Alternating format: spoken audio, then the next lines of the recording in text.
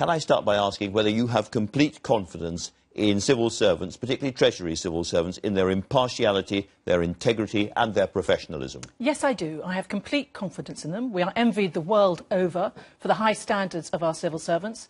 And I would say now more than ever, we need to make sure we attract the best into our civil service to take on what is an enormous challenge in terms of leaving the EU. So when Mr Rees-Mogg, for instance, says they're fiddling the figures, and others suggest this is propaganda, what's your message to those Conservatives? Well, I'm very surprised, Jacob, because he is famously courteous, famously thoughtful, articulate. So I'm very surprised that he's used that language. I think that they are wrong. He is wrong here. And this document that he's particularly referring to is not a Treasury document anyway. It's prepared across different departments, and it's a tool. It's a tool for informing those of us who are on the EU subcommittee about the choices that are going to be made. It's not about projecting one way or another. So I think they're wrong. Can you point to me, on the subject of wrong, to a single government forecast that has been accurate?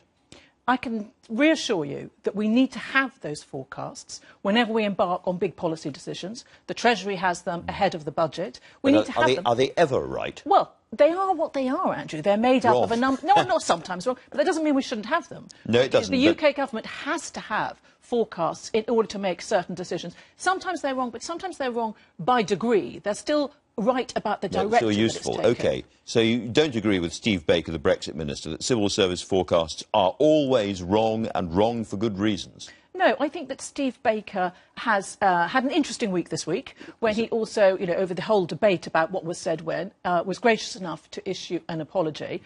We all use forecast. It doesn't mean we put all the weight that people might expect on them. We have to approach them with a certain amount of cynicism, but they help inform the debate and the decisions we make. Now, it's hard to remember all the time, but civil servants are people too, and they've got feelings, and some of them are watching this programme, perhaps. There's a lot of hurt inside the civil service about some of those comments. In fact, they feel they've been dragged into the middle of the political argument.